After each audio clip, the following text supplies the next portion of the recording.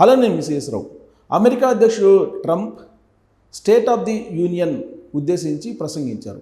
అసలు ఏంటి ఈ స్టేట్ ఆఫ్ ది యూనియన్ ప్రసంగం, దానికి ఉన్నటువంటి విశిష్టత ఏంటి, ప్రాముఖ్యత ఏంటి అని తెలుసుకోవడానికి ప్రయత్నం చేద్దాం. 1913 నుంచి ఈ స్టేట్ ఆఫ్ ది యూనియన్ ప్రసంగం మొదలైంది. అంతకుముందు అమెరికా అధ్యక్షుడు ఎవరైనా సరే లెటర్ రాసి పంపించేవాళ్ళు. కానీ 1913 నుంచి అధ్యక్షుడే నేరుగా వచ్చి ఉభయ సభలను ఉద్దేశించి, కాంగ్రెస్ను ఉద్దేశించి మాట్లాడతారు. దాంట్లో సుప్రీంకోర్టుకు సంబంధించిన న్యాయమూర్తులు, మిలిటరీకి సంబంధించినటువంటి ఉన్నత అధికారులు, మంత్రులు వీళ్ళందరూ ఉంటారు. అలాగే మంత్రుల్లో ఒకళ్ళని మాత్రం రహస్యంగా ఉంచుతారు. కారణం ఏంటంటే, ఒకవేళ స్టేట్ ఆఫ్ ది యూనియన్ ప్రసంగం జరిగేటప్పుడు అధ్యక్షుడితో సహా అందరూ చనిపోతే, ఒకవేళ ప్రమాదం జరిగి లేదా దాడులు జరిగి ఒకళ్ళు ఉండాలి అనే ఉద్దేశంతో ఒక మంత్రిని మాత్రం రహస్యంగా ఉంచుతారు. ఇది స్టేట్ ఆఫ్ ది యూనియన్ ప్రసంగంలో ఉండేటువంటి ప్రత్యేకత. అసలు ఎందుకు స్టేట్ ఆఫ్ ది యూనియన్ ప్రసంగాన్ని అమెరికా అధ్యక్షుడు ప్రతి ఏడాది ఒకసారి వినిపిస్తారు అని అంటే, ఆ ఏడాది కాలంగా ప్రభుత్వం ఏం చేసింది, రాబోయేటువంటి సంవత్సరంలో ఏం చేయబోతుంది అనేది వివరించేటువంటి ప్రయత్నం ప్రతి అమెరికా అధ్యక్షుడు ఏడాదికి ఒకసారి వినిపిస్తారు. దాన్నే state of the union speech అని అంటారు. అది 24వ తారీఖున, అంటే మంగళవారం రోజున అమెరికా అధ్యక్షుడు ట్రంప్ వినిపించారు. అయితే దాంట్లో కీలకమైనటువంటి అంశాలు ఏంటంటే, అందరికీ 15% సుంకాలు వేస్తూ నిర్ణయం తీసుకున్నారు. భారతదేశానికి సోలార్ ఎనర్జీ మీద దాదాపుగా 150% దిగుమతి సుంకాలు వేశారు. ఇటీవల కాలంలో అమెరికాకి భారతదేశానికి మధ్య కుదిరినటువంటి వాణిజ్య ఒప్పందం తుచ్ అనేలాగా ఆయన యూనియన్ స్పీచ్లో కనిపిస్తుంది. స్టేట్ ఆఫ్ ది యూనియన్ స్పీచ్లో ఆయన వాణిజ్య ఒప్పందం కుదుర్చుకున్నటువంటి సందర్భంగా 10% ట్యాక్సులు వేసేదానికి అంగీకరించారు. కానీ ఇప్పుడు ప్రపంచంలో ఉండే అన్ని దేశాలకి యూనిఫామ్గా 15% సుంకాలు విధించేలాగా నిర్ణయం తీసుకున్నారు.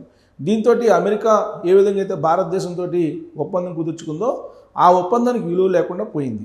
ద్వైపాక్షిక ఒప్పందం, వాణిజ్య ఒప్పందం. దాని మీద ఇప్పటికే అనేక ఆరోపణలు ఉన్నాయి. ఎప్స్టీన్ ఫైల్స్లో నరేంద్ర మోడీ గారు ఉన్నారు కాబట్టి ఆయన్ని బ్లాక్మెయిల్ చేసి అమెరికా బలవంతంగా ఈ వాణిజ్య ఒప్పందాలను కుదుర్చుకుందని చెప్పి రాహుల్ గాంధీ గారు అనేక సందర్భాల్లో పార్లమెంటు వేదిక, పార్లమెంటు బయట ఆరోపణలు చేస్తూ ఉన్నారు.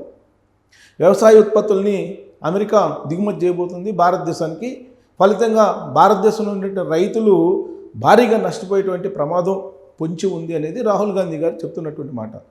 ఇలాంటి పరిస్థితుల్లో ఇప్పుడు మళ్ళా 15% అన్ని దేశాలకు వేసినట్టు ఆయన దిగుమతి సుంకాన్ని వేయటం, అలాగే సోలార్ సంబంధించినటువంటి ప్యానెళ్ళు కానీ, సోలార్కి సంబంధించినటువంటి ఉత్పత్తులను కానీ భారతదేశం నుంచి ఎగుమతి చేయాలంటే కనుక అమెరికా దిగుమతి సుంకాలని దాదాపుగా 125 నుంచి 150% పెంచింది.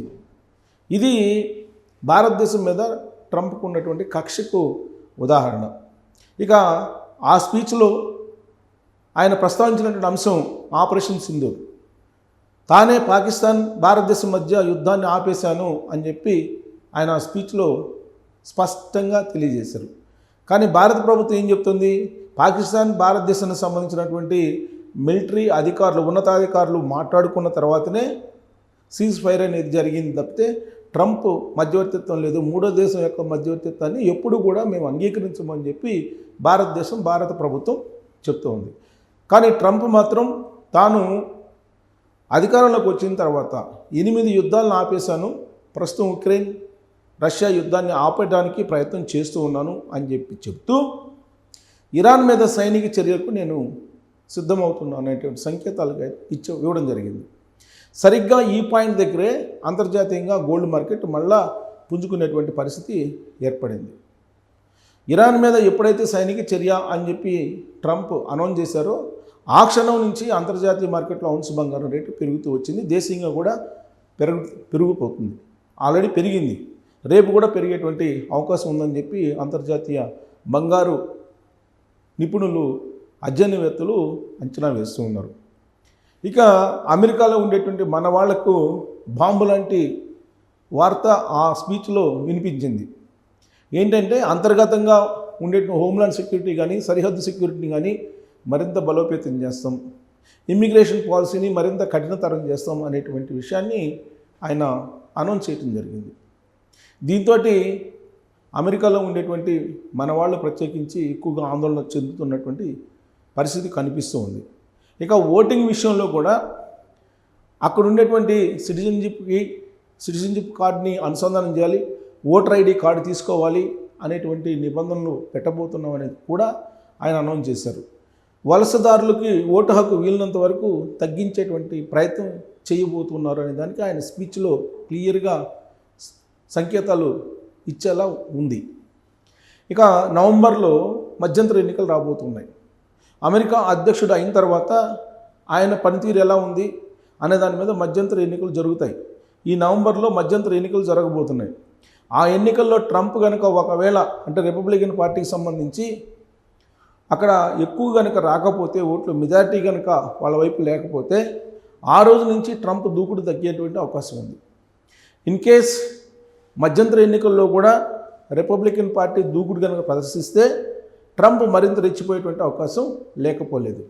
ఇప్పటికే ఇమ్మిగ్రేషన్ పాలసీలు కానీ లేదా యూనివర్సిటీలకు సంబంధించిన పాలసీలు కానీ ఇవన్నీ కూడా ఆయన అనౌన్స్ చేశారు. అయితే స్టేట్ ఆఫ్ యూనియన్ స్పీచ్లో అమెరికన్ పౌరులకి అత్యంత సంతోషకరమైనటువంటి అంశం ఏంటంటే ట్యాక్సులని రద్దు చేస్తానని చెప్పి అన్నారు. అంటే అందరికి రద్దు చేస్తారా లేదా కొంతమందికి రద్దు చేస్తారా అనేది ఇంకా నిర్ణయం తీసుకోలేదు, కానీ అక్కడ ఉండేటువంటి వాళ్ళకి ట్యాక్సులను పూర్తిగా రద్దు చేస్తానని చెప్పి చెప్తూ ఉన్నారు. ఇది అమెరికన్ పౌరులకి మేలు చేకూర్చే అంశంగా భావిస్తూ ఉన్నారు. అమెరికాకు వచ్చేటువంటి ఆదాయం అంతా కూడా విదేశాల నుంచి ఉత్పత్తుల్ని పంపించేటువంటి వాళ్ళకి అంటే దిగుమతి చేసుకునేటువంటి వాళ్ళ మీద భారం మోపుతున్నాను, విదేశాల మీద పన్నులు వేసి అమెరికాని ఆర్థిక పరిపుష్టం చేయబోతున్నాను, అమెరికా ఆర్థికంగా ఎదగడానికి అమెరికా పౌరుల మీద నేను ట్యాక్సెస్ వెయ్యను, ట్యాక్స్ రద్దు చేస్తానని చెప్పి ఆయన అనౌన్స్ చేయడం జరిగింది. ఆయన స్పీచ్లో ఉన్నటువంటి ఈ అంశాలను ప్రధానమైన అంశాలను కనుక క్రోడీకరించి చూస్తే రాబోయేటువంటి రోజుల్లో గ్రేట్ అమెరికా మేక్ అగైన్ అనేటువంటిది రాబోతుంది, ఫస్ట్ అమెరికా అనేది. ఆయన అందుకే మధ్యంతర ఎన్నికలు సమీపిస్తున్నటువంటి తరుణంలో వలసదారుల మీద మరింత మళ్ళీ ఎక్కుపెట్టారు. నిన్నగాక మొన్న నేను ఎప్పుడు పోతానో తెలియదు అని నైరాస్యంగా ఆయన మాట్లాడారు. ఎందుకంటే ఈ మధ్యకాలంలో ఆయన మీద కాల్పులు జరిపారు. నిన్నగాక మొన్న ఫ్లోరిడాలో ఒక ఆగంతకుడు లోపలికి జొరబడేటువంటి ప్రయత్నం చేశారు అక్కడ ఆయన నివాసంలోకి. ఆ సందర్భంగా మెలానియా కూడా అక్కడే ఉన్నారు. అయితే ఆ ఆగంతకుడు చేతిలో పెట్రోల్ బాంబు ఉంది అని చెప్పి చెప్తూ ఉన్నారు. అంతకుముందు ఎన్నికల సందర్భంగా ఆయన మీద గన్ ఎక్కి పెట్టారు, చెవు దగ్గర నుంచి దూసుకుపోయింది. ఆ సందర్భంలో స్వల్ప గాయం కూడా అయింది. వైట్ హౌస్లో ఒక ఆగంతకుడు లోపల జరపడేటువంటి ప్రయత్నం చేశాడు. ఇలా రకరకాల ప్రయత్నాలు చేస్తున్నటువంటి క్రమంలో ఆయన చంపడానికి, ఆయన హత్య చేయడానికి నేను ఎప్పుడు పోతానో తెలియదు అనేటువంటి ఒక అభిప్రాయాన్ని కూడా అమెరికా అధ్యక్షుడు వ్యక్తం చేశాడు. రష్యా యుక్రెయిన్ యుద్ధం ఆపేస్తే కనుక స్వర్గం అంచున ఉన్నటువంటి తాను స్వర్గంలో పడిపోతానని చెప్పి ఆయన భావిస్తూ ఉన్నారు. ఇలాంటివి మాట్లాడుతూనే ఇరాన్ అయిన సైన్యాన్ని మోహరించి ఉన్నాడు. ఇరాన్ సైన్యాన్ని మోహరిస్తున్నటువంటి క్రమంలో ఇరాన్ చాలా క్లియర్గా చెప్పింది, మీరు సైనిక చర్యకు పాల్పడితే అమెరికా అణుస్థావరాలు ఏవైతే ఉన్నాయో ఖతార్లో కానీ లేదంటే ఇరాన్ చుట్టుపక్కల వాటన్నిటిని కూడా ధ్వంసం చేస్తామని చెప్పి హెచ్చరించింది. దాంతో అమెరికా మేకపోతు గాంభీర్యం ప్రదర్శిస్తున్నప్పటికీ డైరెక్ట్గా సైనిక చర్యకు వెనకాడుతుంది ఇరాన్ మీద. అదే జరిగితే కనుక చేయి దాటిపోయే ప్రమాదం ఉంది. అందుకే ట్రంప్ ఎప్పటికప్పుడు హెచ్చరిస్తూ ఉన్నారు. ఆయన ఎంత తీవ్రంగా హెచ్చరిస్తే ఆ విధంగా అంతర్జాతీయ మార్కెట్లో గోల్డ్ రేట్ పెరుగుతూ ఉంది, దేశీయంగా కూడా పెరుగుతుంది.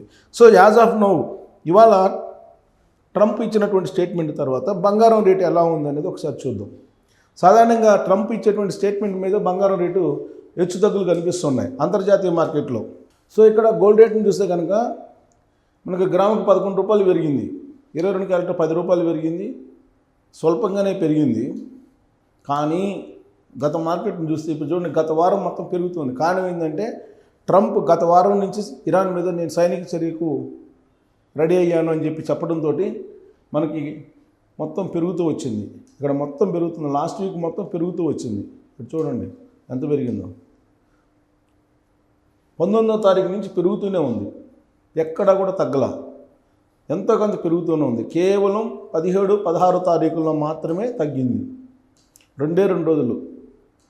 14వ తారీఖు 15వ తారీఖు కూడా తగ్గింది. 15, 16, 17 తారీఖులు తగ్గింది. అక్కడి నుంచి వరుసగా పెరుగుతూనే ఉంది.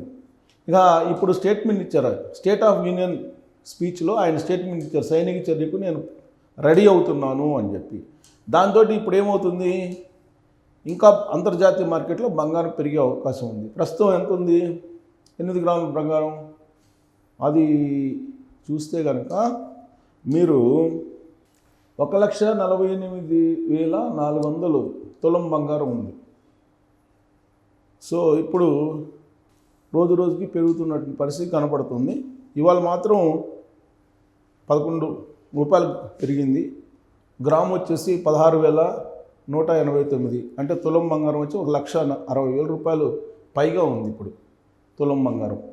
సో ఇప్పుడు ఇది ఇంకా పైకి వెళ్ళేటువంటి అవకాశాలు లేకపోలేదు. ఎందుకంటే ట్రంప్ ఇచ్చినటువంటి స్టేట్మెంట్, ఆయన యూనియన్ ఆఫ్ ది స్టేట్ మీటింగ్లో ఆయన ఏదైతే ప్రస్తావించారో, ఇరాన్ మీద సైనిక చర్యకు పాల్పడతాము, సైనికుల్ని పంపిస్తాము అని చెప్పి. యాక్చువల్గా కరేబియన్ సముద్రంలో అమెరికాకు సంబంధించినటువంటి నౌకలు మోహరించుకున్నాయి గత వారం నుంచి. అందుకే వారం నుంచి బంగారం రేటు పెరుగుతుంది. ఇవాళ ఆయన స్టేట్మెంటు మొత్తం స్ప్రెడ్ అయింది ప్రపంచవ్యాప్తంగా. దీంతో గోల్డ్ రేటు మళ్ళీ మూవ్ అయ్యేటువంటి అవకాశం లేకపోలేదు. ఎప్పుడైతే ఇరాన్ నుంచి వెనక్కి తగ్గుతుందో అమెరికా, ఆ రోజున బంగారం రేటు తగ్గే అవకాశం ఉంది. రష్యా ఉక్రెయిన్ యుద్ధం ఆపిన రోజు ఇంకా భారీగా తగ్గేటువంటి అవకాశం లేకపోలేదు. అప్పటి వరకు ట్రంప్ ఇచ్చేటువంటి స్టేట్మెంట్ని బేస్ చేసుకొని బంగారం పెరుగుతుందా తగ్గుతుందా అనే అంచనాలని వెయ్యొచ్చు అనేది అంతర్జాతీయ నిపుణులు చెప్తున్నారు. దీని మీద మీరు కామెంట్ చేయొచ్చు. Thank you.